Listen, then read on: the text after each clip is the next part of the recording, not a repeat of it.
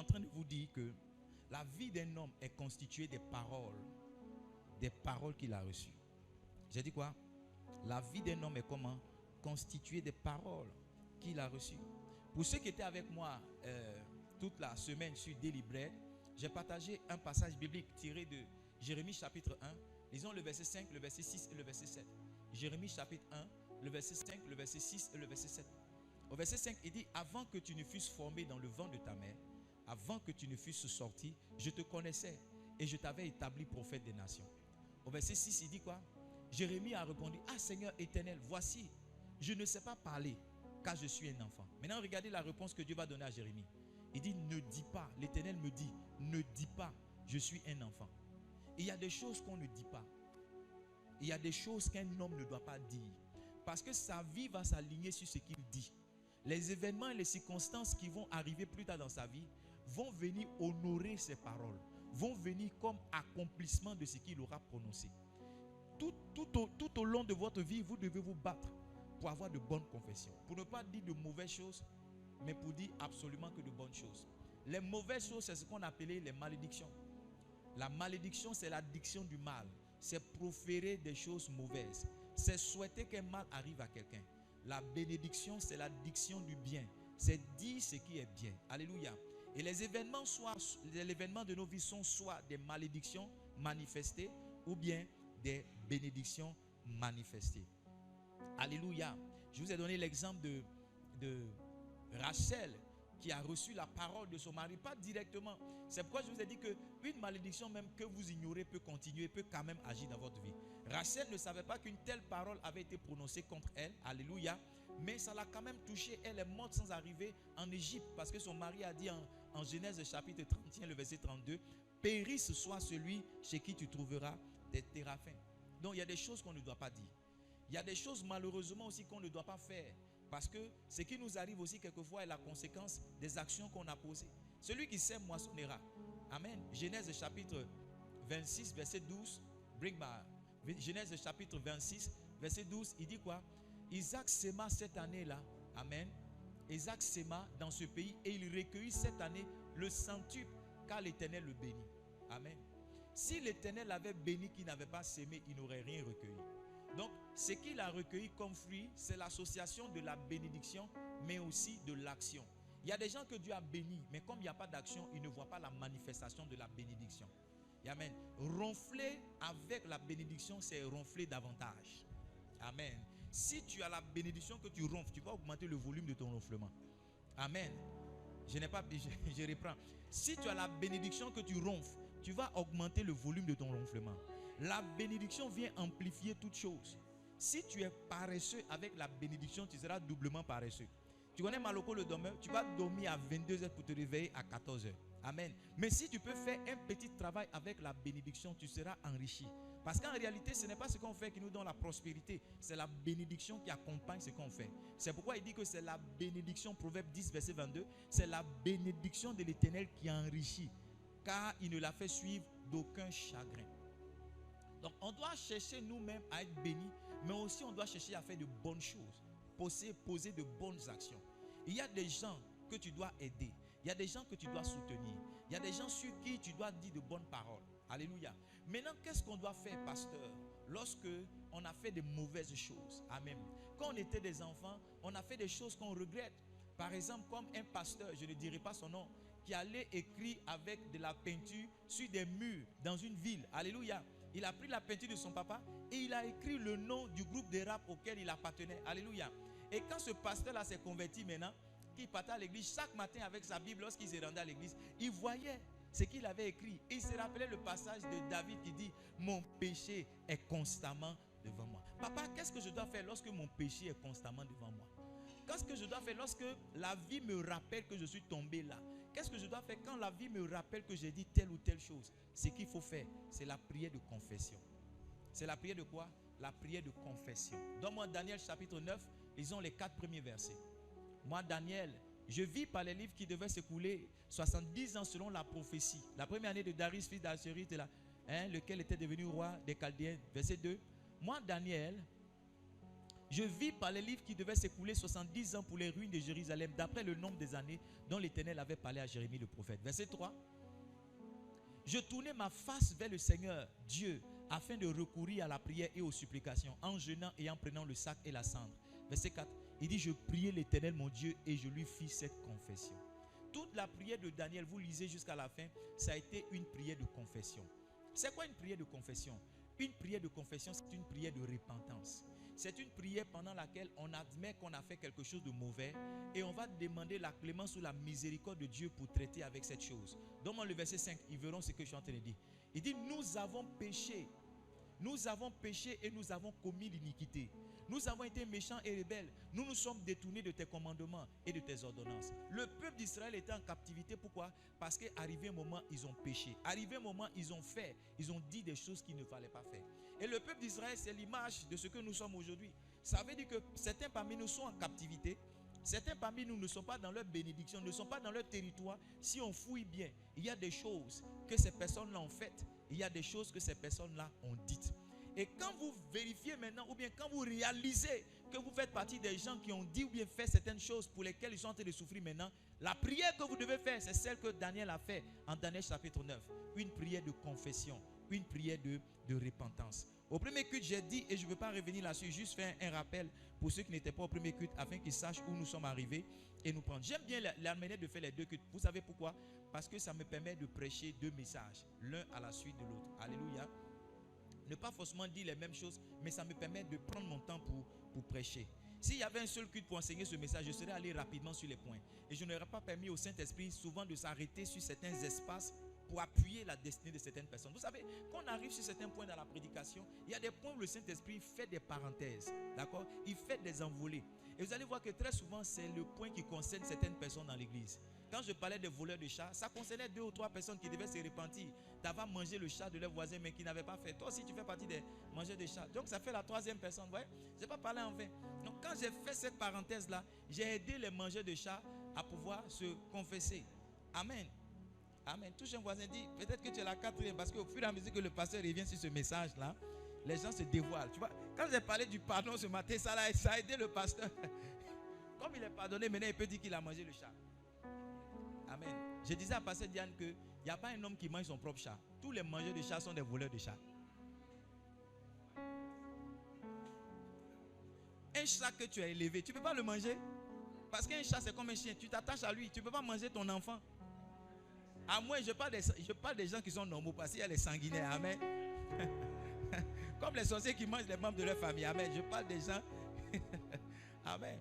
Donc si tu vois un mangeur de chat, c'est un voleur de chat. Je ne sais pas pourquoi il s'est arrivé vers ici. Amen. Si tu vois un mangeur de chat, c'est un voleur de chat. Revenons dans le message. Donc quand tu as découvert que ton péché ou bien tes paroles t'ont conduit dans quelque chose qui n'est pas bien, la prière qu'il faut faire, c'est la prière de repentance. Maintenant ce matin, j'ai dit que la repentance, amen, la repentance nous permet de faire quoi? Les avantages, la repentance nous qualifie pour recevoir de Dieu. Souvent, il y a des choses qu'on a dites ou qu'on a faites qui font qu'on ne peut pas recevoir de Dieu. Par exemple, Jérémie a dit, je suis un enfant. À partir du moment où il dit, je suis un enfant, c'est comme s'il disqualifie Dieu de lui donner certaines choses. Donc, Dieu doit traiter avec lui avec cette parole. Il doit dire, non, ne dis pas ça. Parce que si tu dis ça, je ne peux plus faire telle ou telle chose. Si tu dis que je suis un vaurien, Dieu ne peut pas te donner le succès. Voilà. Parce que Dieu va honorer ce que tu as dit. Si tu dis que je suis un dernier, Dieu ne peut pas te donner la première place. Donc quand tu te réponds de ce que tu as dit, tu permets à Dieu de te donner à nouveau, ou bien de te donner véritablement ce qui est à toi. La repentance nous permet enfin, non pas enfin, mais par la suite d'obtenir la miséricorde de Dieu. Amen. La miséricorde, c'est la corde que Dieu vous donne dans la misère. Amen. C'est la disposition que Dieu a de prendre un décret spécial et d'annuler toutes les fautes que vous avez faites.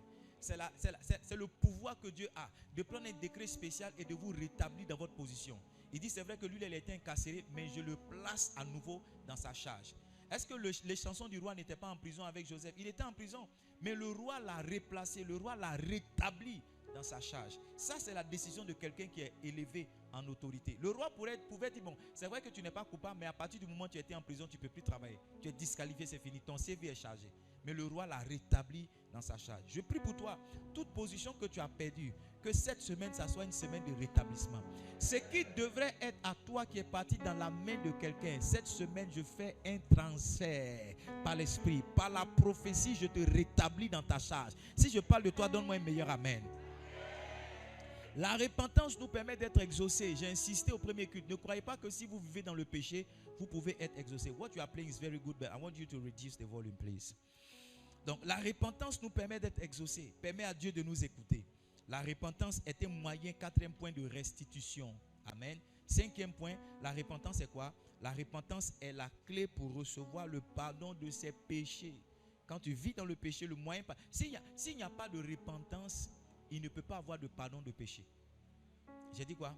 S'il n'y a pas de repentance, il ne peut pas avoir de pardon de péché. La repentance est quoi? La repentance est le moyen d'éviter de périr. Yes. Si tu ne veux pas périr demain, si tu ne veux pas mourir demain, il faut te repentir aujourd'hui. Amen. Maintenant, comment se repentir? Voici ce que je veux prêcher au 2e culte. Les étapes de la repentance. Les étapes de la repentance. Notez ceci, le thème de mon message, c'est les étapes de la repentance. Ou bien, si vous voulez, 6 étapes pour bien se repentir. 6 pas pour bien se repentir. C'est noté? La première étape vers une bonne repentance, c'est la reconnaissance. J'appelais ça la reconnaissance. Vous notez la reconnaissance. Je vais t'expliquer. Luc chapitre 5, verset 32. Yeshua Hamashiach, Lion of Judah. Luc 5, verset 32. Il dit, je ne suis pas venu appeler à la repentance des justes, mais des pécheurs. Je suis venu appeler quoi? Des pécheurs. La reconnaissance, c'est quoi? C'est que tu dois admettre que toi, tu es un pécheur. Ce matin, je vous ai parlé des enfants de Marie, des petites sœurs de Marie. Je vous ai parlé de non? Et puis des petits frères de Jésus. Les saintes n'y touchent. Et les super, supra, méga, giga, spirituels. Il y a des gens, quand vous les voyez, vous avez l'impression qu'eux, ils sont nés dans l'eau. Et que c'est des anges qui leur ont donné à téter. Il y a des gens, lorsque vous les voyez, vous avez l'impression qu'ils sont nés dans la même maternité que Jésus. L'étape où Jésus est né là. Vous avez l'impression qu'ils sont nés là-bas. Vous avez l'impression qu'ils sont nés à Jérusalem. Parce qu'ils n'ont jamais rien fait. Ils sont purs. Tous leurs témoignages, c'est des témoignages de perfection. C'est des témoignages de modèle. C'est des témoignages d'exception. Oh, quand vous avez l'impression, quand vous les regardez, vous avez l'impression même qu'ils ne vont pas aux toilettes. Vous avez l'impression qu'ils ne mangent pas. Parce qu'ils sont purs. Ils sont saints dans tout ce qu'ils font. Quand ils marchent les 2 mains comme ça, comme des anges. Quand ils parlent dans un rythme cadencé, mollo. Quand vous les regardez, vous vous dites que vous irez en enfer. Parce que vous avez l'impression que vous êtes l'autre corne de Satan, l'autre corne de Satan. Vous avez l'impression que c'est vous. Parce que ces personnes-là n'ont absolument jamais rien fait. Lorsqu'elles parlent toujours des choses qu'elles ont réussi. Moi, quand j'étais un enfant, j'étais premier de classe. Moi, je n'ai jamais volé, je n'ai jamais triché. Moi, un garçon ne m'a jamais embrassé. Moi, je n'ai jamais pris le numéro d'une femme. Tout est parfait chez eux. Des menteurs pro max. Des menteurs, des imposteurs et des hypocrites. Tu vois, si tu n'as pas commencé par admettre que toi tu es un pécheur, tu ne pourras jamais te repentir. Quand on va vouloir te parler sur le péché, tu as dit non, ce n'est pas un message pour moi, c'est un message pour quelqu'un d'autre. Amen. Vous connaissez cette histoire d'un frère qui partait dans une église et chaque fois que le pasteur prêchait, à la fin du culte, il disait au pasteur, tu leur as parlé. Aujourd'hui, tu leur as parlé. Hein? Non, tu leur as parlé. Vraiment, ceux qui étaient absents là, ils ont raté, mais tu leur as parlé même. C'est ce qu'il faut prêcher, pasteur, c'est bien. Chaque fois que le pasteur prêche, c'est ce qu'il dit. Vraiment, aujourd'hui, là, tu leur as parlé. Il faut leur parler comme ça. Eux, là, ils ne veulent pas changer. Il faut leur parler comme ça. Et puis un jour, je ne sais pas s'il a plu, qu'est-ce qui s'est passé. Il était le seul à venir à l'église. Et le pasteur a prêché. Après le message, il est parti voir le pasteur. Il a dit au pasteur, mais ils ont raté ce que tu as dit. Hein. Les pécheurs, là, ils ne sont pas venus écouter. Tout ce que tu as dit, ils ne sont pas venus écouter ça. Et le pasteur a dit, c'est de toi-même que je parlais. Tu vois, comme il était seul, le pasteur s'est dit, non, voici l'occasion pour allumer le gars. Il a prêché. Mais le gars ne se sentait pas intéressé par le message. Ce n'était pas pour lui que le pasteur prêchait. Il dit, s'ils avaient été là, ils allaient être bénis par le message. Tu vois, le pasteur dit, c'est de toi que je parle. Si tu ne reconnais pas que tu es un pécheur, tu ne pourras jamais te repentir. La repentance commence avec l'état des pécheurs. Amen. Dieu peut t'avoir aidé. Tu ne cherches plus femme, alléluia. Tu ne fumes plus, tu ne bois plus. Il y a beaucoup de choses que tu ne fais plus. Mais quand tu regardes la qualité de tes pensées, tu vois que tu as encore du travail à faire. Yes. Tu ne dors plus chez femme. Alléluia, amen. Mais est-ce que les femmes te laissent indifférent? Tu vois, tu es encore dans les trucs comme mon ami qui n'a pas payé son loyer, qui a vu un modèle passer. Il a dit, Edmond, regarde, c'est les choses comme ça que j'aime. C'est les choses. Lui encore, il reconnaît qu'il est faible. Il reconnaît. Mais et toi qui n'admets pas, mais qui souffre de cette faiblesse? Il y a des gens qui se piquent la drogue, mais qui se piquent en pleurant. Il y a des gens qui se masturbent. Et j'ai connu un homme de Dieu, il rendait son témoignage. Il dit quand il se masturbe, il pleure. Il ne pleure pas de plaisir, il pleure de douleur. Il pleure parce qu'il est triste dans son âme. Alléluia. Si tu n'admets pas que tu es un pécheur, tu ne vas jamais te repentir. Quand on va parler du péché, tu vas contester. Tu vas faire comment? Tu vas faire comment? Jérémie chapitre 2, verset 29. Jérémie chapitre 2, verset 29. Un pécheur qui ne se reconnaît pas ne se repentira pas. Jérémie chapitre 2, verset 29. Il dit, pourquoi contesteriez-vous avec moi? Vous m'avez tous été infidèles, dit l'Éternel. Il y a des gens qui contestent avec Dieu. Quand on prêche, ils ne sont pas dans le lot. Quand on prêche, on dit, quels sont ceux qui sont purs? Ils lèvent la main. Tu vois, il y a des gens qui ont envoyé une femme vers Jésus. En Jean chapitre 8. Ils ont dit à Jésus, on l'a surpris, comment? En flagrant délit d'adultère. Qu'est-ce que la loi dit? La loi dit on doit la lapider. Ils avaient tous leur pierre, ils voulaient la lapider. Jésus leur a dit, si parmi vous, quelqu'un n'a jamais péché, qu'il soit le premier à le... Tu vois, si le Sanhédrin, le conseil des sacrificateurs, allait être le sacrificateur principal, le souverain sacrificateur, Jésus leur a dit, si parmi vous, quelqu'un n'a jamais... qu'il soit le premier. La Bible dit qu'ils ont été accusés par leur conscience, ils ont laissé les pierres, ils sont partis. Quand ils venaient avec la femme, et ils ne reconnaissaient pas qu'ils étaient pécheurs. Ils se disaient que c'était les autres qui étaient pécheurs. Eux, on ne les jugeait pas. Et c'était les gens qui... Mais Jésus leur a rappelé qu'ils sont aussi des pécheurs. By the way, la femme qu'on a surprise en flagrance délit d'adultère, elle était en train de se choucouler, elle était en train de se masturber, ou bien elle était avec un homme. Si elle était avec un homme, où est cet homme-là? Où est cet homme? Et puis c'est elle qu'on a amené. Il y a des gens qui sont plus conscients du péché des autres, mais qui ne sont pas conscients de leur propre péché. Et quand tu veux leur montrer qu'ils sont des pécheurs, ils contestent avec toi. Non, moi je suis converti, ça fait 30 ans. Je suis baptisé, ça fait 35 ans. Moi je suis confirmé, moi je prends la communion, ça fait. Tu prends tout ça. Mais regarde, il y a encore la jalousie dans ton cœur. Est-ce que tu acclames l'élévation de ta soeur? Est-ce que tu acclames la bénédiction de ton frère? Si ce n'est pas le cas, tu souffres encore dans ton âme. Tu souffres. S'il y a une jalousie en toi que tu ne peux pas te réjouir, tu souffres. Tu dois aller devant la face de Dieu pour dire, Seigneur, aide-moi. J'ai ressenti la jalousie dans mon cœur. Et ça, c'était un péché. Il y a des péchés qu'on ne voit pas, mais il y a des péchés qu'on voit. En général, quand on parle de péché, on parle de ce qu'on voit et ce qu'on ne voit pas. Et ce qu'on ne voit pas. Et ce qu'on ne voit pas, quand tu es sur ton téléphone, que tu es en train de te masturber les yeux avec la pornographie, on ne te voit pas. On ne te voit pas pour dire on t'a surpris, mais tu es en train de pécher. Tu es en train de pécher.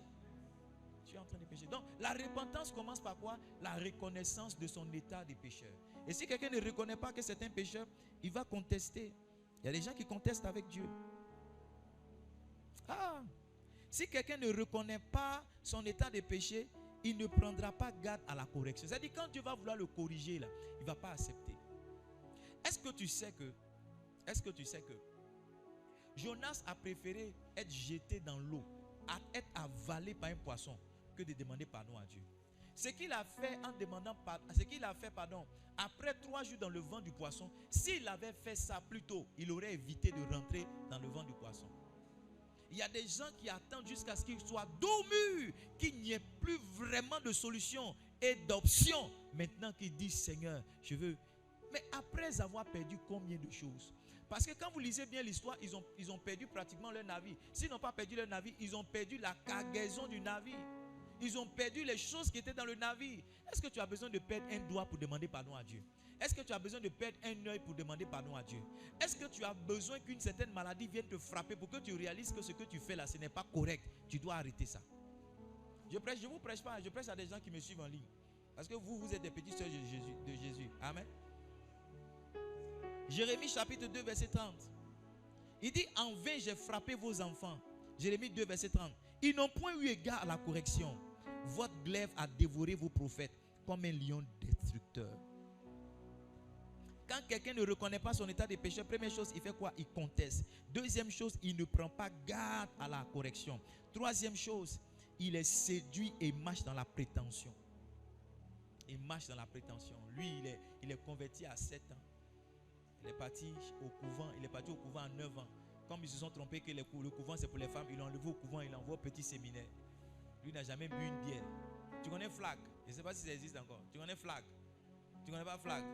Vous savez, Flag, nos grands frères nous ont initiés. Flag. Hein? Quelqu'un dit un mot ici là. Col blanc. Voilà, les anciens sont là.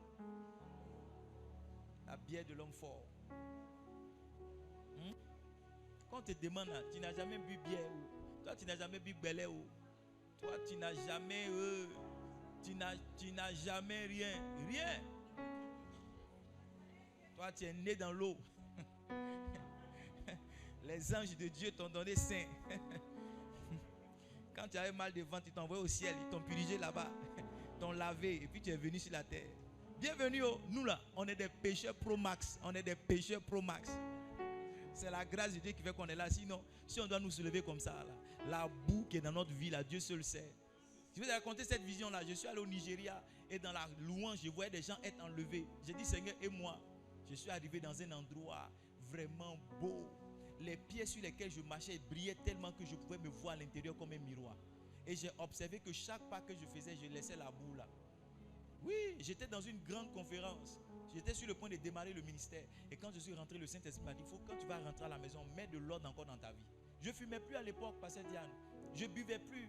Je ne cherchais plus femme. Tout ce qu'on cite là, je ne faisais plus ça. Mais Dieu seul connaît l'état du cœur avec lequel je suis parti. Il y a beaucoup d'entre nous, c'est notre cœur qui est véritablement notre source de péché. Yes. Yes.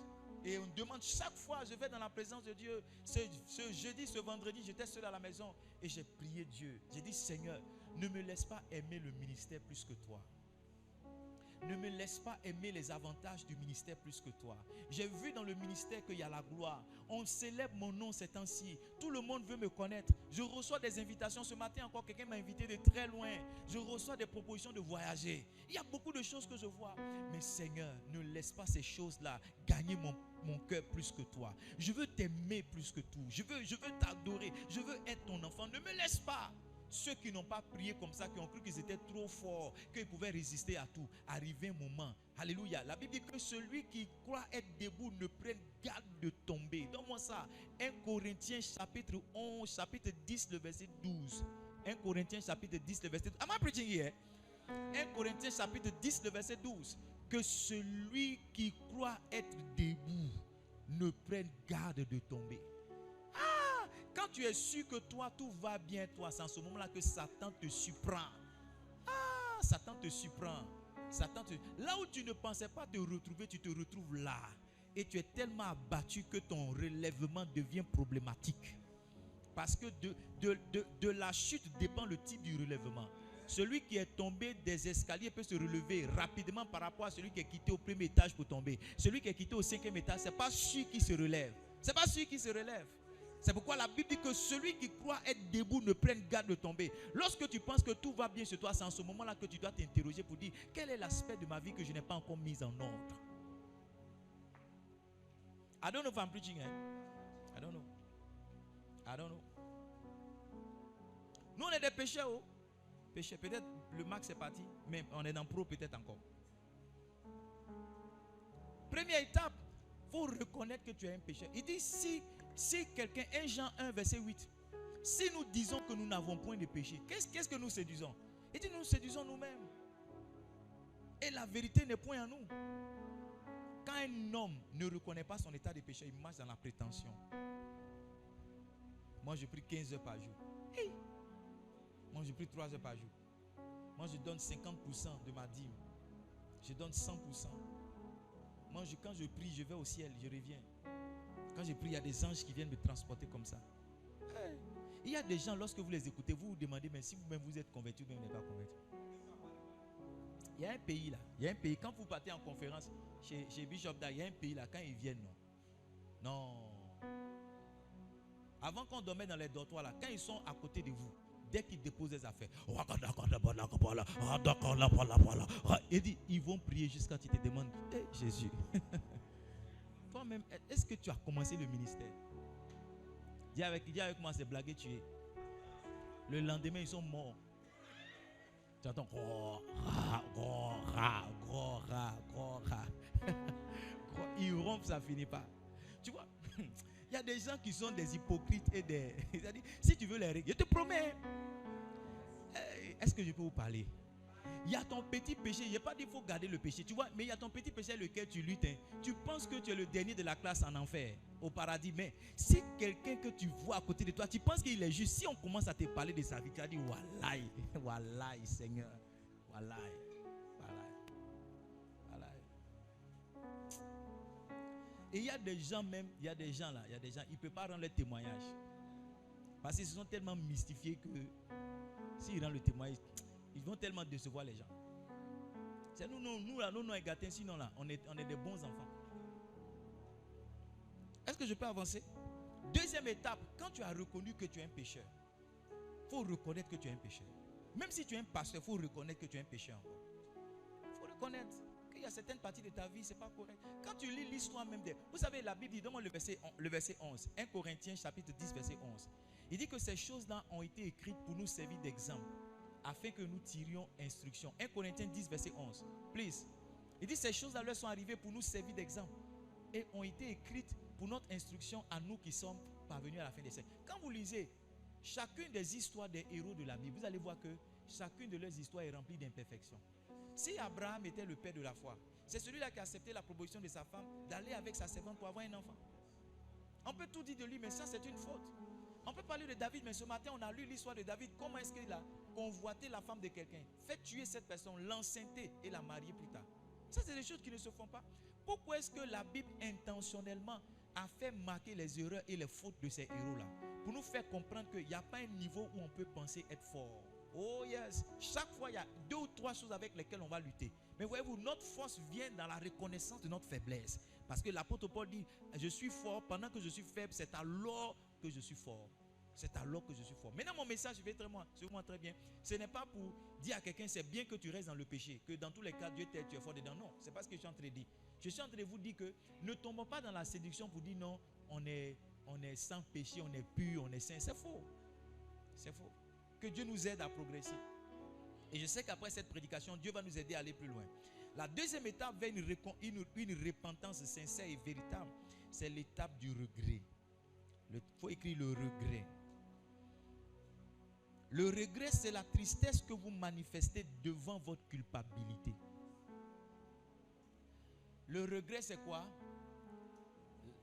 La quoi? La tristesse. Un homme qui se répand, ma fille, est un homme triste. Personne ne se répand en joie pour dire ouais, je suis tombé. Non. Chaque fois que vous allez voir quelqu'un qui se répand, effectivement, véritablement, vous allez le voir avec des larmes. C'est pourquoi tu peux demander pardon à quelqu'un, il ne considérera pas ton pardon. Pourquoi? Parce que la manière de demander pardon compte. L'état dans lequel tu demandes pardon compte. Yeah. Si tu viens dire à quelqu'un, la dernière fois il t'a giflé, il m'excuse, il n'est pas bien. Mais si tu reprends, je te dis que si tu reprends, ce qui est fait là, c'est rien. Tu connais quelqu'un qui s'excuse comme ça? C'est que je suis venu dire, vraiment, j'ai mal fait. Mais c'est les choses qu'il n'aime pas. Si tu fais ça, chaque fois que tu fais ça, coup de tête va sortir. Il faut que tu dises ça en même temps. Ça là, ce n'est pas la repentance. Tout homme qui se repent regrette l'acte qu'il a posé. Souvent, ça vient avec des larmes.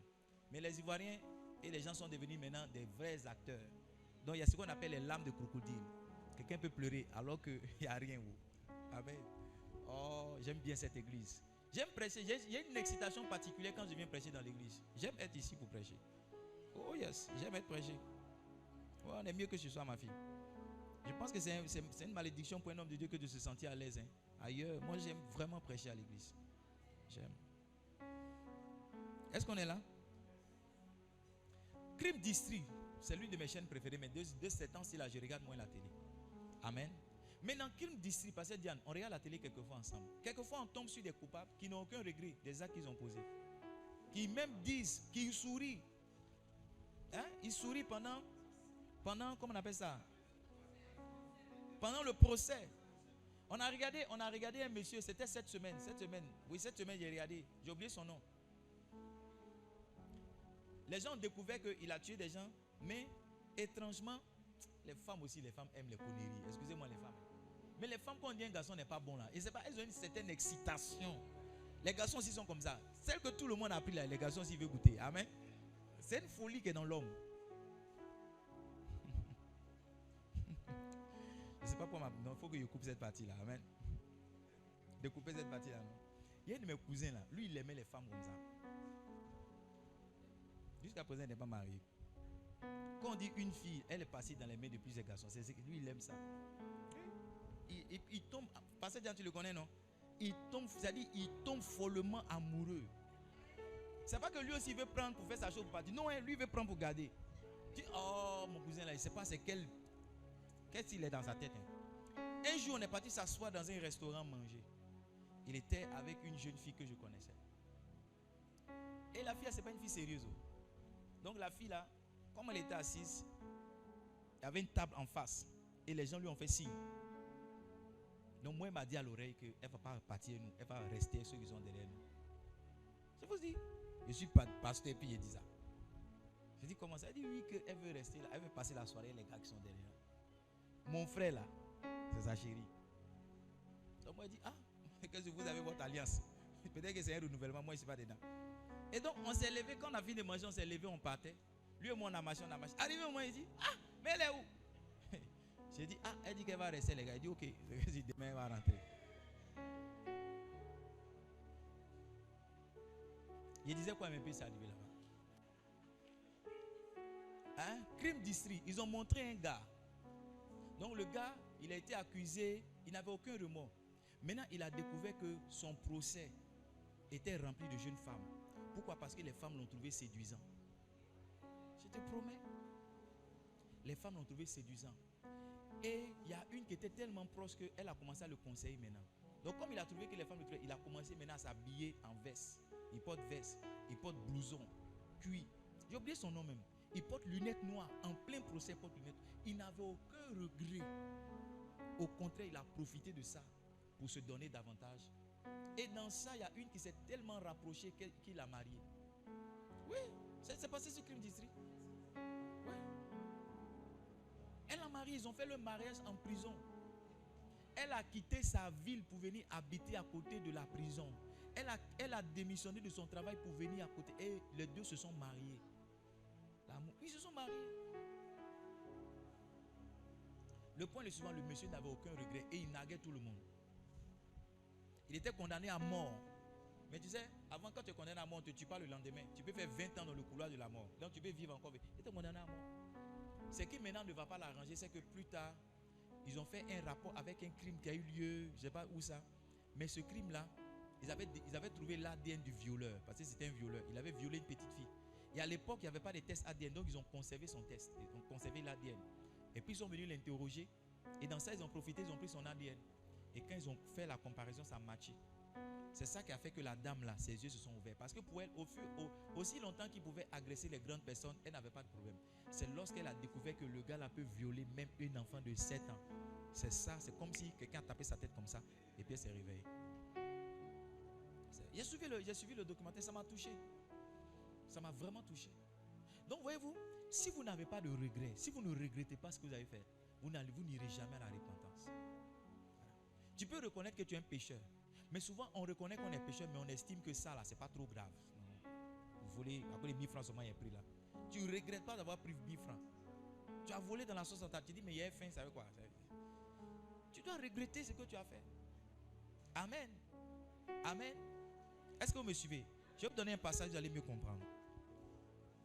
2 Corinthiens, chapitre 9, lisons le verset, chapitre 7, pardon, excusez-moi, le verset 9 et le verset 10. 2 Corinthiens, chapitre 7, le verset 9 et le verset 10.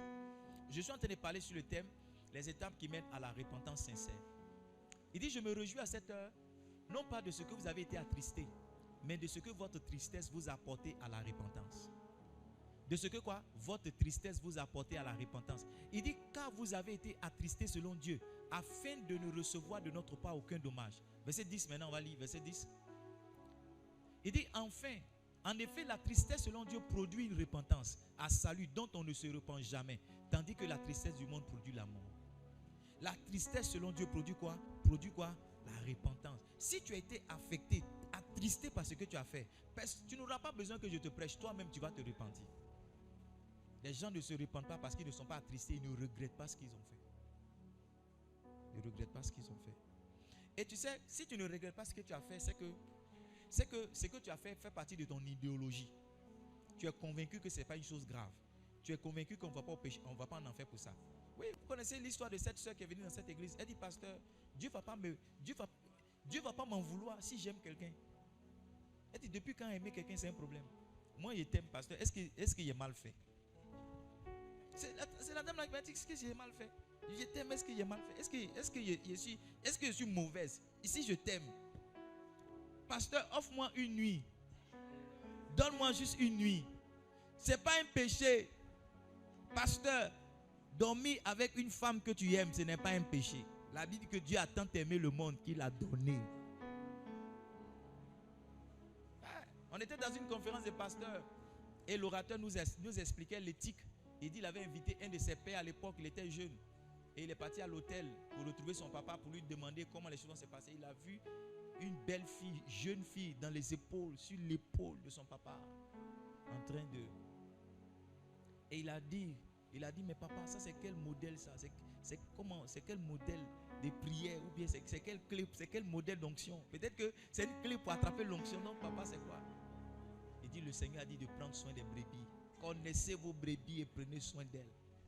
Il dit, il y a des brebis qui ont besoin de soins particuliers.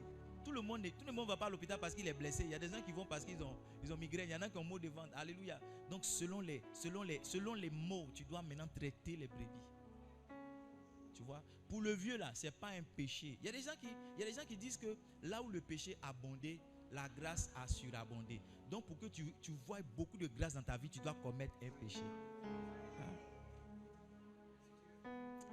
Je ne sais pas si vous pouvez entendre ce que... Mais il y a des gens qui disent que les rapports sexuels, ça augmente l'onction.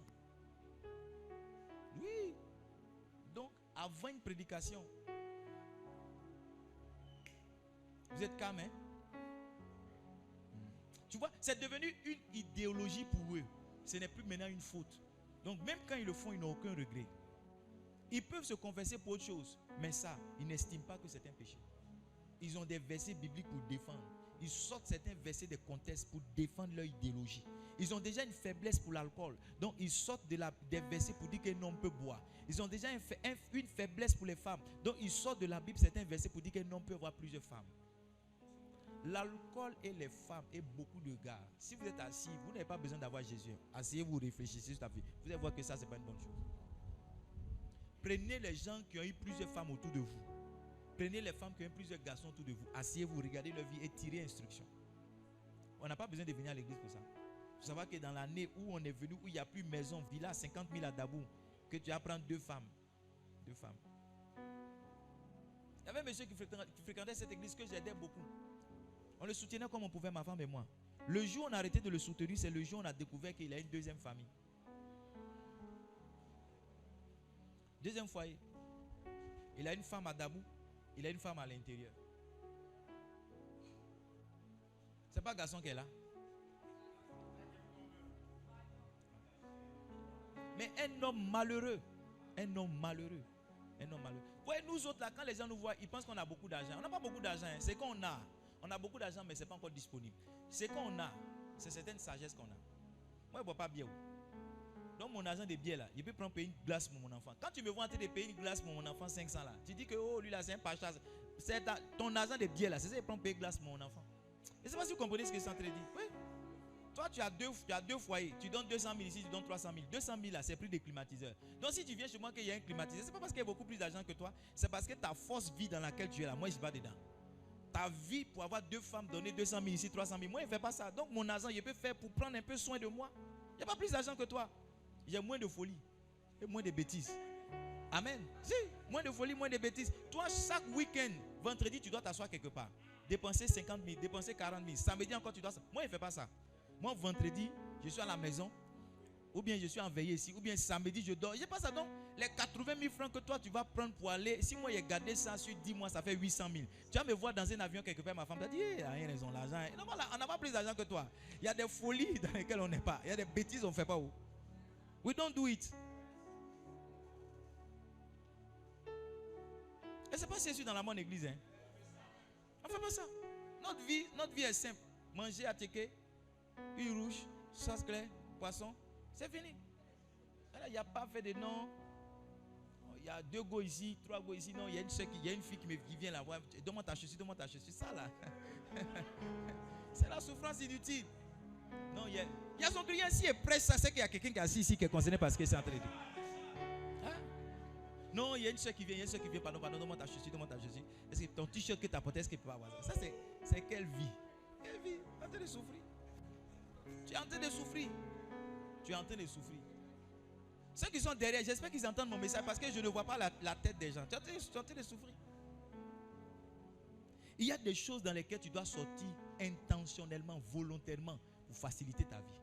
Pour rendre ta vie encore plus douce, encore plus belle. Sérieux. Il y a des associations, même surtout les associations de guéris, associations de baoulés, associations là. Il n'y a rien là-bas. Il n'y a rien. Il n'y a rien. Nous, nos associations là, si tu vois, les gens de chez nous, si tu les vois dans l'association, c'est qu'ils vont cotiser pour manger. Ils vont cotiser, ils vont faire uniforme, ils vont payer pain, ils vont faire uniforme. Et puis le même jour, ils vont porter uniforme, ils vont manger à ticket, ils vont boire vin. Et puis il y a un qui a se levé, il a oublié son pain, quelque part son pain est perdu. Ou bien ils vont se battre entre eux. Ou bien il y a un qui va prendre la femme de quelqu'un d'autre. Ils vont sortir de là avec plus de problèmes, avec parole. Ils vont plus se parler. Association dans laquelle on ne s'édifie pas. Moi je ne suis pas dedans. Si tu me vois dans une association, c'est qu'il y a quelqu'un là-bas qui peut dire quelque chose qui va m'aider à faire plus de ministère. Association pour cotiser, manger un ticket rouge avec requin, ça m'envoie où? Ça m'envoie où?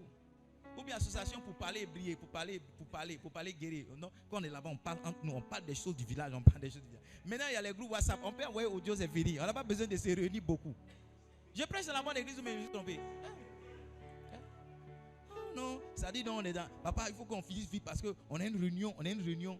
Association de quartier. Où vous partez vous asseoir pour critiquer les gens là? Sortez de là. Sortez de là. Quand on est parti dans notre quartier, on dit non, il y a une association qu'on paye. Il y a les gardiens. On a vu les gardiens un mois après, on ne les a plus vus. Mais on les voit, ils font réunion. Quand on passe la voiture, ils nous regardent comme ça. On dit, il dit qu'il boit vin. On va aller s'asseoir. Parce que où les hommes sont, ils doivent avoir quelque chose pour entretenir la causerie. Les hommes, c'est boisson pour parler des femmes. Les femmes, c'est quoi? C'est réunion des garçons. Non, les femmes même, c'est traiter d'autres femmes encore.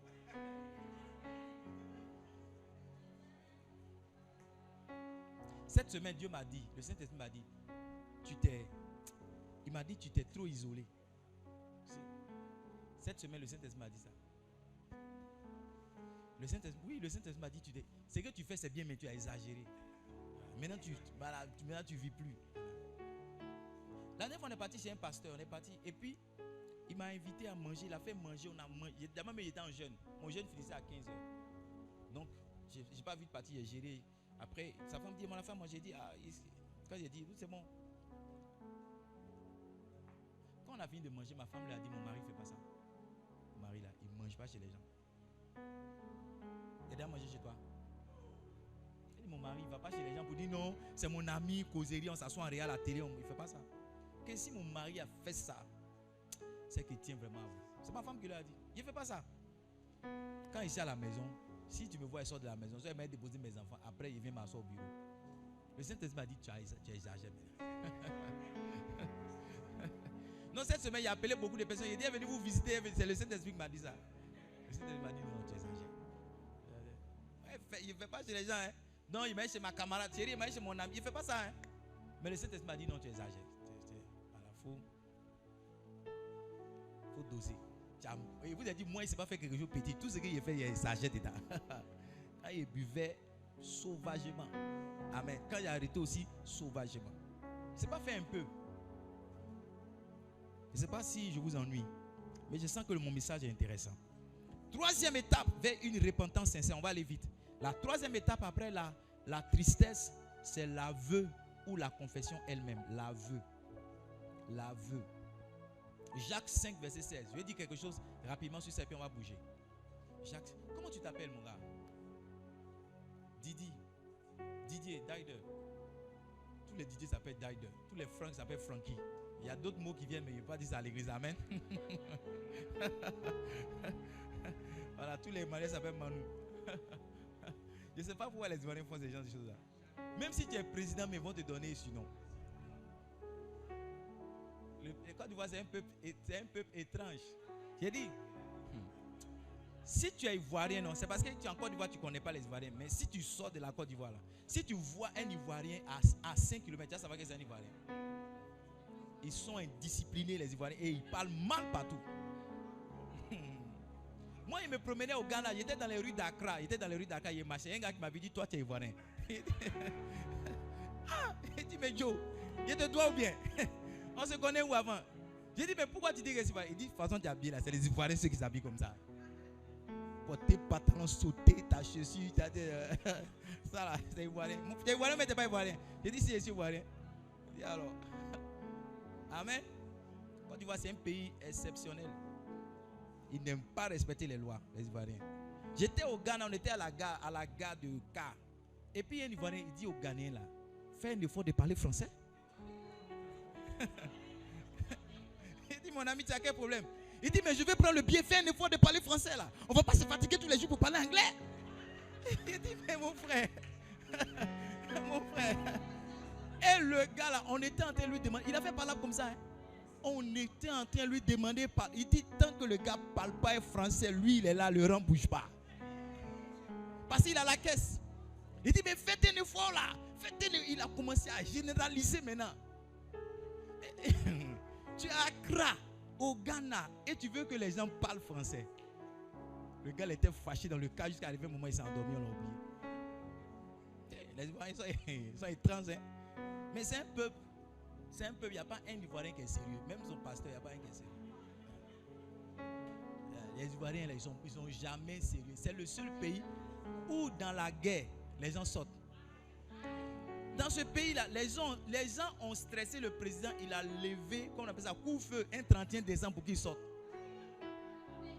On dit le pays en guerre, ils ont dit au président, voilà, 31, il ne peut pas avoir coup-feu.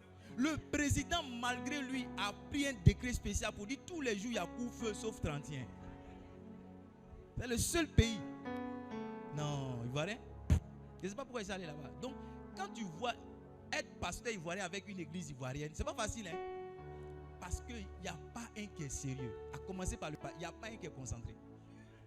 Donc, maintenant qu'on crie dans nos prédications, là, c'est gâté maintenant. Parce que c'est sérieux. Mes amis pasteurs, quand on voyage, il y en a qui vont te faire rire jusqu'à... Tu vas rire jusqu'à tes intestins vont sortir. On était dans le car. Et puis il y a un qui a dit... Il a dit l'autre là, il a renoncé à son appel de bishop. Hein? On dit mais comment ça? Comment on renonce à l'appel? Il dit ah mais tu te fais plus appeler comme ça. Il dit ma femme et moi on ne peut pas tenir. Il dit ah maintenant quand il se présente, il dit plus bishop, il dit révérend. J'ai ri jusqu'à... Quand on parlait des gens qui dorment, il dit ah moi je dors 4 heures, moi je dors ceci, je dors. Il dit et toi? Il dit lui peut dormir 1 an. Il dit si je suis dans la chambre, que je suis dans le lit là. Si je ne suis pas venu m'enlever du lit, que je suis dans le lit, il peut dormir 1 an. Il dit il rit. Il n'y a pas un qui est sérieux. Tu les vois, ils sont à la télé, ils pressent ça. Il n'y a pas un qui est sérieux. Oh, les Ivoiriens. Mais c'est un peuple qui aime Dieu. Voilà. On est comme on est, mais on aime Dieu sincèrement. Et vous savez, la force des Ivoiriens aussi, c'est pas qu'ils n'aiment pas seulement Dieu, ils aiment les gens. C'est l'un des seuls pays en Afrique qui a le taux, excusez-moi de le dire, au monde qui a le plus grand taux d'étrangers. On est en Côte d'Ivoire, maintenant ça doit être dans les 36%. Ça encore, c'est ce qu'on peut mesurer. Si, je vous assure. Il n'y a pas un pays dans le monde. Il n'y a pas un. Aux États-Unis, en France, il n'y a pas. Les Ivoiriens sont des gens qui aiment profondément. Et il y a des peuples comme les Adjoukrou, eux ils exagèrent. Adjoukrou, la seule chose qu'il ne peut pas te donner, c'est sa femme. Sinon, si tu vas chez un Adjoukrou, il va dire à sa femme, on n'a qu'à sortir de la chambre. Et puis, toi, tu as dormi. Ils ne te connaissent pas, mais ils vont te faire dormir dans les chambres. Moi, il y a des villages, je suis parti, j'ai fui. Non, les Adjoukrou, ils exagèrent. Ils ne paient pas crédit, hein, mais si c'est hospitalité. Non. Adjoukrou, leur problème, ils ne paient pas crédit, ils sont un peu orgueilleux, c'est tout. Ils sont un peu fiers d'eux. Mais si c'est hospitalité, non, Adjoukrou, si c'est... Tu es un étranger, tu es venu, tu n'as nulle part où dormir. Il faut tomber dans un village d'Adjoukrou. Ils vont te donner une femme là-bas. Ils vont te donner champ. Tu as fait VA. Ils vont te donner pirogue. Tu as allé pêcher. Ils vont te donner maison. Tu as marié les sœurs. Si tu es venu. Non, à du coup. Vous ne voyez pas que quand on va faire évangélisation, on regrette, on ne souffre pas. Quand on est parti, le chef m'a donné sac d'atchéké en cachette. Il dit pasteur, en slamaya. Il dit pasteur, c'est pour toi. C'est atchéké chaud. Oh. C'est mon témoignage. C'est mon témoignage ou bien? Ah non, les adultes sont merveilleux. Il y a des peuples comme ça. Ils sont merveilleux. Ils sont hospitaliers. C'est rare de trouver un peuple ivoirien où les gens sont méchants. C'est rare. C'est pourquoi en Côte d'Ivoire, il y a les alliances. Maintenant, avec les trucs, c'est un peu mélangé. Mais même avec ça, la Côte d'Ivoire, c'est l'un des pays qui a réussi la laïcité. Ils ont dit non? Ah. Tu vois un chrétien, il va s'arrêter dans un pays, du Labougou, il crie là-bas, vous allez en enfer, et puis rien ne lui arrive. Non. Les gens vont lui donner l'eau encore, ils vont lui donner l'eau, il va partir. Mais va dans d'autres pays. Oui, souvent tu te donnes courant. Les musulmans te donnent courant, tu les insultes. Et puis il faut offrande. Il dit non, c'est Saraka, tu es venu parler de Dieu. Souvent tu mets musique, il danse, et puis tu t'en vas. Mais il y a d'autres pays, tu vas partir. Il faut aller. Si tu dis que tu es chrétien, mais ils vont te lapider sur place. Excusez-moi d'en parler, mais notre papa Pasteur Mohamed, il dit que l'ambassadeur de France l'a appelé, l'a convoqué. Il dit non, lui il veut comprendre quelque chose. Il dit lui il est passé dans plusieurs pays.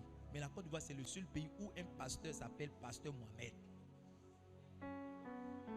Mohamed là c'est le nom du prophète. Tu ne peux pas dire que tu es Mohamed et puis tu es chrétien. C'est Safroulaye. C'est comme ça dit Safroulaye. Ah, Safroulaye. Voilà. C'est un sacrilège.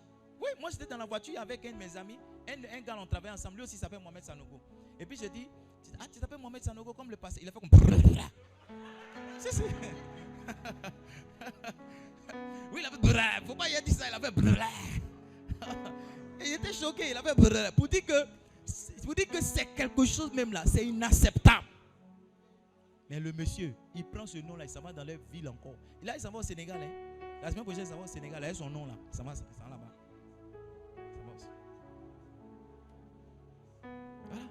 C'est en Côte d'Ivoire, tu peux voir ce genre de choses. Les Ivoiriens sont un peuple extraordinaire. Je ne sais pas pourquoi ils arrivent là-bas. Les Ivoiriens aiment Dieu. C'est pourquoi malgré tout ce qui nous arrive, on est préservé. Il y a des choses qu'on... Je ne sais pas pourquoi je prêche comme ça. Excusez-moi de faire cette digression-là. Il y a des choses qu'on a vécues en Côte d'Ivoire. Si c'était dans d'autres pays là, c'était là. La Côte d'Ivoire, mais ça dit, mais après la guerre, mais la Côte d'Ivoire est en train de proche. Je ne sais pas si vous êtes parti à Bouaké ces temps-ci. Hein. Si vous avez dépassé Bouaké ces temps-ci. Hein. Mais il y a autoroute d'Abidjan jusqu'à Ouangolodougou. Il y a autoroute. Ce qui n'est pas bon, il y a beaucoup de péages. Sinon, il y a autoroute. La route. Si. La route. Quand tu rentres dans Bouaké, Bouaké devient autre chose. Si. Quand tu rentres dans... Moi, quand tu vois Korogo, c'est devenu autre chose. On dirait un pays qui n'a pas été en guerre. Si tu vas au Libéria, ils ont fait la guerre il y a plus de 30 ans. Tu vas voir, il y a des murs là. Il y a encore des impacts de balles. Si. Bref. Première étape, la reconnaissance. Deuxième étape, le regret. Troisième étape, l'aveu. Tu dois confesser ton péché. Tu dois faire comment? Tu dois dire ce que tu as fait. Confessez vos péchés les uns aux autres et priez les uns pour les autres. Maintenant, suis-moi. Au niveau de la confession, il faut que ta confession soit totale. Si tu as couché avec 3 femmes, il ne faut pas dire non, vraiment il y a une go. Hein. Et tous les autres go là, elles sont dans ta pensée. Il faut que ta confession soit totale et sincère. Il faut qu'elle soit comment? Totale et sincère. Je dis ça pourquoi? Parce que souvent quand les gens confessent ce qu'ils ont fait, ils ne disent pas tout. Garde un peu. Si c'est pour parler en public, tu peux garder un peu. Mais si c'est pour parler à ton pasteur, pour dire voici ce que j'ai fait, même pour parler à Dieu. Devant Dieu, tu n'as pas venir te jouer les dangereux. Donc il faut confesser. La confession doit être comment? Totale et sincère. Totale et sincère. Acte 18, verset 19. Pardon, Acte 19, verset 18. Autant pour moi. Plusieurs de ceux qui avaient cru venaient confesser et déclarer ce qu'ils avaient fait. Confesser, c'est déclarer publiquement ce qu'on a fait. Tu sais, si tu n'es pas arrivé à un stade où tu peux dire publiquement ce que tu as fait, c'est que tu n'es pas passé par la vraie repentance. Parce qu'un homme, c'est vrai que tu n'es pas fier de ce que tu as fait, mais tu peux en parler. Tu peux en parler pour instruire les gens. Moi, je ne suis pas forcément fier de tout ce que j'ai fait par le passé. Mais je peux le dire sans culpabilité parce que je sais que ça peut bénir la vie de quelqu'un d'autre. Ça peut aider quelqu'un d'autre. Est-ce que vous me suivez? Voilà. Si on donne le micro à chacun, on dit à chacun, non, si on donne le micro encore, les gars ne vont pas tout dire. Mais si on dit à un ange de publier chaque année de chacun, hein? Julie, si on dit à un ange, publie la vie de Julie, 1 an, 2 ans, 3 ans, 4 ans, vers les 14 ans, tu as dit non, non, non, non, non, non, non, non, non.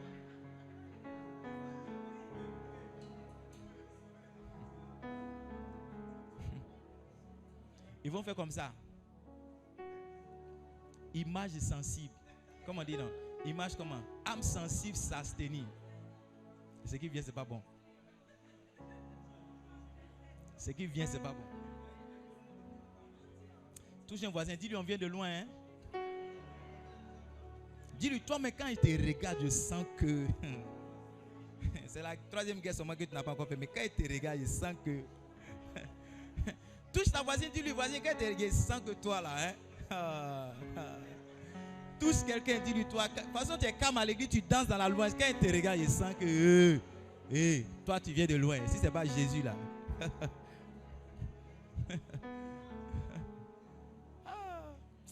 Dieu nous aime, hein? Et donc, tu sais où moi je vois l'amour du Seigneur?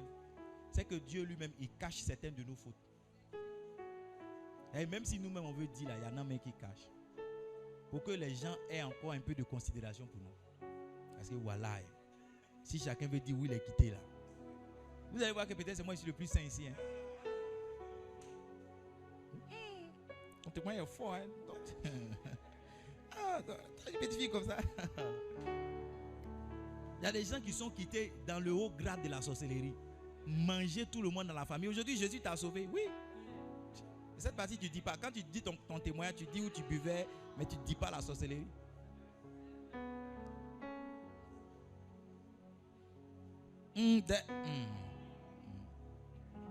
Quatrième étape.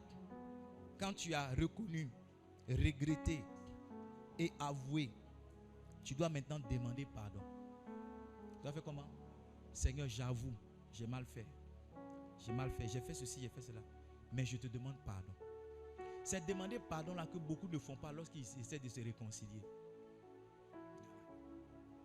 Il reconnaît qu'il a mal fait. Il dit ce qu'il a fait. Il le dit peut-être avec un peu de tristesse. Mais ouvrir la bouche pour dire non. Vraiment, je te demande pardon pour ce que j'ai fait. Je sens l'onction, je ne sais pas pourquoi. Filianantier. Demandez pardon. Après le message sur la filiation, vous là, vous devez donner rendez-vous à vos parents pour manger ou bien aller les visiter. Faire un petit cadeau pour aller. Vous avez compris, non? Après ce message aussi, vous devez aller prendre. On va faire jeûne à partir de demain, 7 jours. Demain, c'est repentance. Tu dois te repentir sincèrement. Tu dois appeler quelqu'un pour dire non, j'ai mal fait, je te demande pardon. Amen. Donc, quatrième étape, c'est quoi? Il faut demander pardon à Dieu. Il faut dire Seigneur, je te demande pardon. Il faut demander le pardon. Il faut dire Seigneur, pardonne-moi pour ce que j'ai fait. Pardonne-moi pour ce que j'ai fait. Peux-tu me pardonner, Seigneur, mes fautes? Cinquième étape, c'est qu'on appelle verset. Il faut noter, après je vais te donner un verset.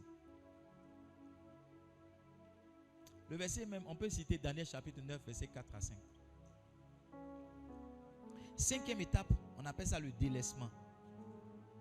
Il dit, maintenant en Proverbe 28, verset 13. Si quelqu'un avoue, si quelqu'un cache ses transgressions, amen. Proverbe 13, il dit, celui qui cache ses transgressions ne prospère pas. Maintenant, regarde. Il dit quoi? Celui qui avoue et qui fait quoi? Qui les délaisse. Après l'aveu, il y a le délaissement. Voilà. Je vous ai raconté les témoignages de ce frère-là qui est parti dormir à côté d'une soeur une nuit. Et la soeur a sauté sur lui. Et il n'a pas résisté. La soeur était plus forte que lui. Elle a maîtrisé. Elle a abusé de lui. Un garçon qui a la barbe. Amen. La soeur a abusé de lui. Oui, il ne voulait pas. La soeur a abusé de lui. Elle voulait. Ou bien, vous voyez ça comment? Ou bien, c'est un abus. Mais si elle est tombée, lui ne veut pas. Il est venu dormir. Elle est tombée sur lui pendant. C'est un chat noir. C'est une chatte noire. C'est une chatte noire. Slow down. C'est une chatte noire. Lui, il ne voulait pas. Elle est tombée sur lui. Elle a abusé. Donc lui, il s'est senti impur. Il est parti voir le pasteur pour dire, ah papa, je suis tombé dans le péché. Je suis allé dormir. Parce qu'il n'a pas de maison, il doit à l'église. Donc il est parti dormir quelque part là. Donc il dit, la soeur a abusé de lui. Vraiment, il n'a pas eu la force. Le pasteur dit, la chair est faible justement, que Dieu te bénisse. Parce que tu t'es confessé, Dieu te restaure au nom de Jésus. Mais le même soir, après la repentance, apparemment c'est un frère qui aime les abus. Donc, le même soir où il a dormi et puis on l'a agressé sexuellement, où on l'a abusé sexuellement, il est allé dormir là-bas encore. Voici le problème de beaucoup de personnes. Ils vont dans la présence de Dieu pour dire, Seigneur, oh, j'ai glissé. Mais maintenant que tu es en train de retourner, est-ce que tu ne peux pas porter la chaussure qui va t'empêcher de glisser? Est-ce que tu es même obligé de passer sur le chemin où tu glisses? Tu sais qu'il y a un chemin qui est boueux. Tu sais qu'il y a un chemin qui est glissant. Pourquoi est-ce que tu passes là-bas? Si tu ne peux pas dire non à garçon, il faut fuir garçon. Alors, si tu ne peux pas résister devant le rouge, R9, l'eau de mer, hein, le fond, pourquoi est-ce que tu passes à côté? Pourquoi? Il y a toujours quelqu'un qui te connaît d'un bistrot. Il y a toujours quelqu'un. Non, papa, vraiment, je veux me déstresser, puis je vais prendre juste une sucrerie. Toi, tu sais que ta faiblesse est Zouglou, que ça soit sanctifié ou bien pas sanctifié. Tu sais que toi, ton mal, il ne faut pas mal chanter Zouglou. Tu as ouvert les yeux de Batimée, tu as relevé la fille de Jairus. Aujourd'hui, c'est mon tour. Viens me sauver. Même s'il y a Saint-Esprit dans le chant, pourvu que ça soit Zouglou, tu vas demander une bière. Tu vas dire, mais qui a mis cette chanson-là? Envoie Ivoire. Envoie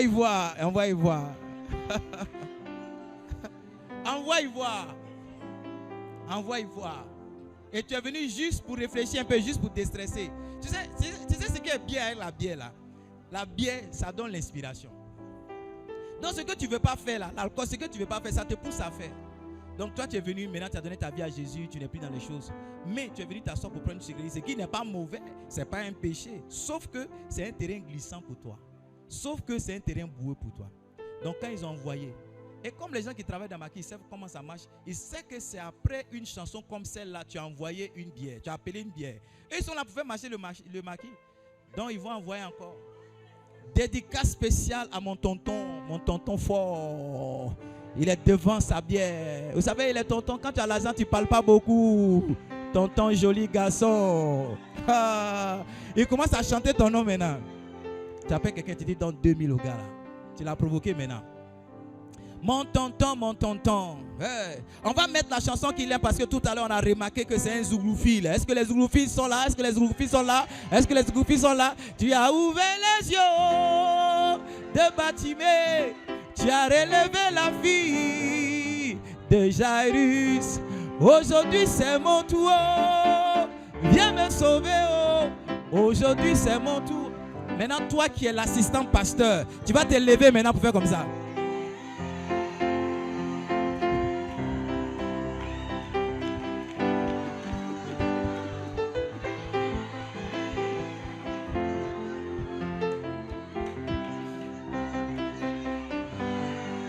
Le pasteur.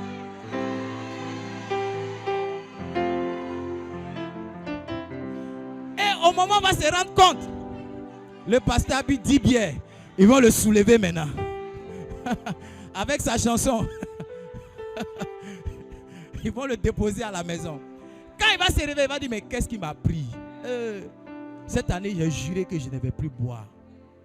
Je n'ai pas bu jusqu'en novembre. 11e mois, il me restait un mois. Regarde, les Ivoiriens disent que ce qui peut t'avaler là. Tu connais ça, non? Ce qui peut te manger là. Il ne faut même pas te laisser même s'approcher de toi-même. Beaucoup se confessent, mais ne délaissent pas. Tu es toujours attaché au péché là. Tu es toujours attaché. Si te laver seul est dangereux pour toi, il faut te faire accompagner. Ou bien lave-toi sans fermer la porte de la douche.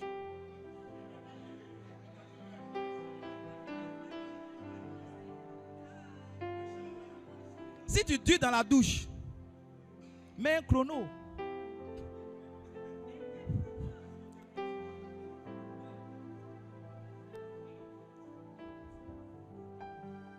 Beaucoup de personnes qui se masturbent regardent les films pornographiques. Ça va de pair. Beaucoup de personnes qui se masturbent, ce qui fait ça, c'est porno que tu regardes. Donc,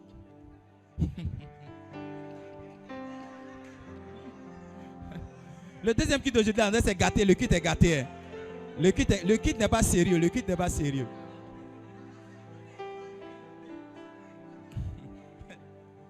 Regarde, hein. Regarde. Je suis sérieux maintenant. Ceux qui se masturbent regardent porno. Donc si tu regardes porno, tu vas te masturber.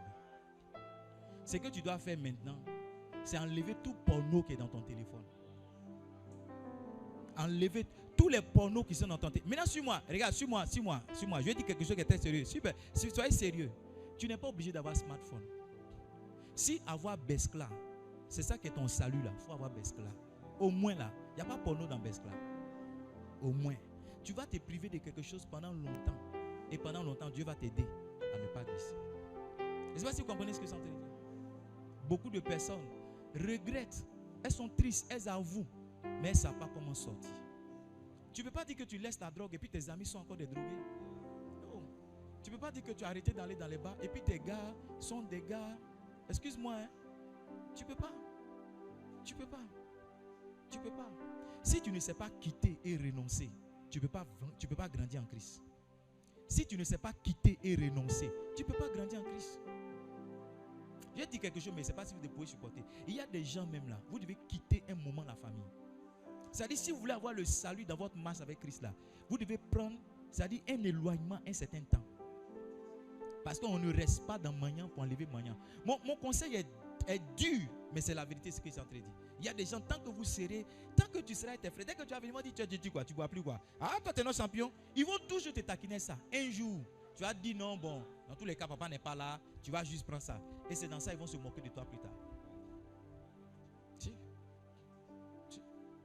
Si tu sais que quelqu'un est une faiblesse pour toi, supprime son numéro et prie Dieu pour que son numéro quitte ta tête. Parce qu'il y a des numéros qui quittent le téléphone mais qui sont toujours dans la tête. Prie Dieu, le renouvellement de l'intelligence c'est aussi ça. Prie Dieu pour que Dieu enlève les numéros dans ta tête. Prie Dieu. Prie Dieu. Moi je vous ai expliqué une fois, je ne sais pas où ma femme est quittée ou bien qu'est-ce qui s'est passé, quelqu'un m'a envoyé du vin. Je ne sais pas, prier pour quelqu'un m'a offert du vin. Et je sentais que le vin là, il y a une voix dans le vin là qui me disait de l'ouvrir. Je vous assure. Oui, un bon vin. Quand il est pris comme ça, je sens qu'il y a quelqu'un qui me parle dans le vin là. Je sens que le vin là parle. Le vin là parle. Le vin là parle. Je m'en suis débarrassé. Pas que je suis un soulard, pas que je bois, mais je me suis dit, bon, peut-être que ça va rester chez moi, peut-être un jour, offrir à quelqu'un. Il n'y a pas quelque chose chez moi. Non, tu as venu, il y a un peu de liqueur, il n'y a pas ça. Voilà. Si les ancêtres, c'est liqueur seulement ils boivent, qui ne peut pas boire l'eau là. C'est pas chez moi ils vont se saouler. Voilà. Vos ancêtres qui boivent toujours liqueur, on va donner un peu aux ancêtres. Les ancêtres soulats, les enfants vont venir se saouler. Non, si les ancêtres ne peuvent pas boire céleste, ils n'ont qu'à laisser. Voilà. Ils n'ont qu'à me régner. Les adultes vont me prendre. Amen. Aide-moi à dire à quelqu'un, il faut te détourner. Il a dit 2 Chroniques chapitre 7 verset 14. Il dit si mon peuple qui est invoqué mon nom, fais quoi? S'humilie, prie et cherche ma face. Et puis il dit quoi? S'il se détourne de ses péchés, c'est en ce moment-là que je l'exaucerai. Beaucoup de personnes font les 4 premières choses. J'ai donné un verset 2 Chroniques chapitre 7 verset 14. Les autres font les 4 premières choses, mais se détourner là, ils ne font pas. Détourner là, c'est de prendre une autre voie. Autre voie. Si mon peuple, celui qui est invoqué mon nom, s'humilie d'abord, il s'humilie, il prie, il cherche la face de Dieu. Mais c'est se détourner là. Fais pas. Maintenant, il va trouver des versets pour l'encourager dans ça. Est-ce que la Bible a dit de ne pas boire? La Bible n'a pas dit ça. Ce que la Bible a dit, c'est de ne pas se livrer. Abraham a eu 2 femmes. Salomon, il a eu 2 femmes. Donc, son royal. David.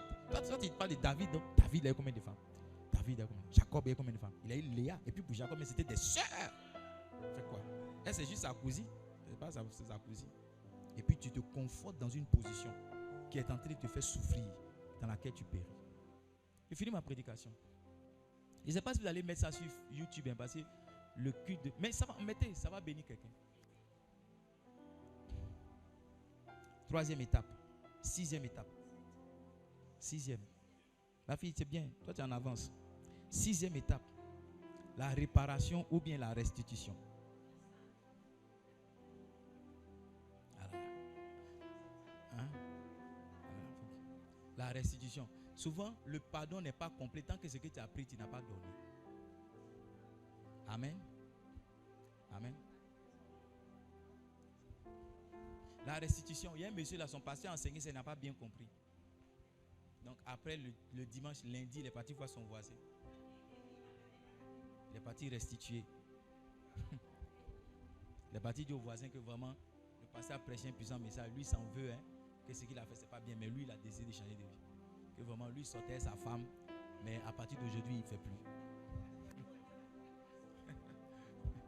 Il allait faire une restitution.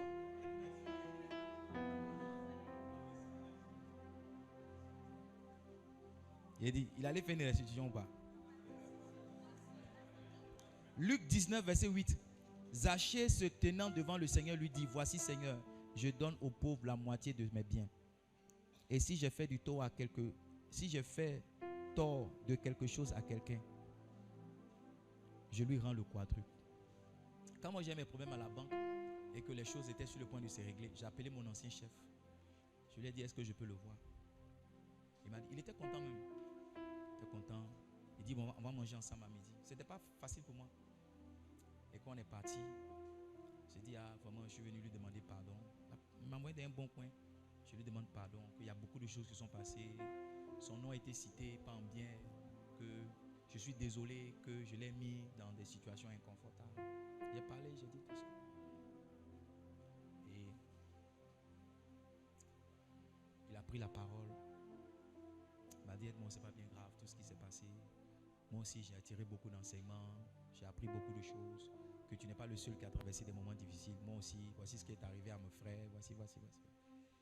Et puis, on est sorti de là plus proche que jamais. On devait être éloigné. Mais il n'y a même pas 2 semaines, 1 mois, quelqu'un m'a demandé son numéro. Je lui ai donné son numéro. Il n'est plus en Côte d'Ivoire, mais je lui ai donné son numéro. Okay. Il me suit quelquefois, il m'encourage. Pour dire que notre relation a été restaurée par le pardon, mais par la restitution aussi. Souvent, c'est bon de parler. Voilà. Maintenant, il faut parler beaucoup de sagesse. Parler, ce n'est pas revenir sur les choses. D'accord? C'est voir comment on peut réparer ce qu'on a fait. Voilà. Par exemple, tu as cassé l'œil de quelqu'un, tu ne peux pas remplacer son œil. Mais tu vois, tu peux payer ses soins un moment. Je ne sais pas si tu comprends. Voilà. Si à cause de toi, quelque chose est arrivé, tu peux essayer de réparer. Je ne sais pas si vous comprenez ce que je suis en train de dire. Il y a un artiste ici qui a cogné une femme qui est décédée. Bon, ce qui est arrivé, mais il a pris en charge les obsèques. Il a vu ce qu'il peut réparer. Elle ne peut pas venir, mais ce qu'il peut faire. Ce qu'il fait. Amen. Il y a des gens ici, votre réparation, c'est de servir Dieu. C'est-à-dire, où Dieu vous a enlevé là. Comment vous pouvez réparer ça? C'est de servir. De toute façon, tu as été la marraine de la prostitution. C'est comment, c'est en sérieux, c'est comment tu peux venir être une prédicatrice maintenant pour enlever les autres de la prostitution. De toute façon, tu as été champion de l'alcool. C'est comment tu peux te tenir et puis parler. Je prêchais à la prison de Korogo. Pendant que je prêchais, il y a un musulman qui me regardait. Quand j'ai fini de prêcher, parce que quand on finit comme ça, on donne les Bibles. Il a demandé une Bible, je lui ai donné la Bible. Il dit, ce que tu racontes dans ton histoire, c'est exactement ce que je vis. Il dit, ton histoire me donne la force de tenir ici. Et je sais que je sortirai bientôt. Est-ce que je peux avoir la Bible? Voici là où vous devez... Je suis sérieux maintenant, il y a une onction ici. Voici là où vous devez montrer à Satan qu'il a regretté de vous envoyer dans cette erreur. C'est de tourner cette erreur-là en une instruction et une source de motivation de beaucoup de personnes. Yes, si Satan savait que moi, me créant des problèmes, je serais devenu l'homme de Dieu que je suis, il m'aurait laissé un banquier réussi dans la carrière. Parce que ce que je suis en train de faire par la grâce de Dieu a plus d'impact dans le monde de l'esprit que les 25 000, les 1 million que je donnais aux gens crédit. Yeah. Voici la réparation. Et j'ai dit à Dieu que je ne veux rien faire d'autre si ce n'est prêcher l'évangile. Je pense avoir réussi tout ce qu'un homme peut réussir dans sa vie. Je veux prêcher l'évangile et aider beaucoup de jeunes à sortir de la drogue. Aider beaucoup de jeunes à sortir d'échecs. Je veux montrer la voie. Je veux être un modèle. Je veux amener beaucoup de personnes à réussir. Je veux réparer ce que j'ai fait en aidant d'autres personnes aussi à réussir. Voici ma réparation. C'est pourquoi je sais aimer quelqu'un qui est dans la faute. Parce que je sais que aussi longtemps que mon amour le protège, un jour, il va tenir sur ses pieds et pourra marcher à aller seul. Je sais être patient avec quelqu'un qui n'est pas en train de comprendre mon message. Parce que je sais que si je le laisse maintenant, Satan va le récupérer. Il sera une proie pour lui. Je vais rester avec lui, continuer de l'encourager, continuer de lui parler de l'évangile. Un jour, le Saint-Esprit viendra en lui. Ça va m'aider. Et ce monsieur-là deviendra quelqu'un qui va m'aider aussi dans l'œuvre. Voici la réparation. Voici ce qu'on peut réparer. Voici comment on peut réparer notre vie. Tout ce que Dieu a investi en nous et puis on a pu faire les bêtises. Voici comment on peut essayer de réparer. Se transformer en des solutions pour évangéliser, gagner des âmes, changer des vies, transformer des vies, impacter des vies, aider des gens, soutenir des gens, montrer la voie à d'autres personnes. Voici comment on peut réparer notre existence. En ce qui concerne le passé, on ne peut rien faire pour le changer, mais on peut réécrire notre avenir. Yes. En ce qui concerne le passé, tout ce qu'on dit sur nous, c'est vrai. On n'a absolument rien pour nous défendre et pour corriger ça. Mais on peut donner une autre trajectoire à notre destinée. On peut donner une autre trajectoire à notre destinée. On peut donner une autre direction à notre vie. Et c'est ce que je vous encourage à faire.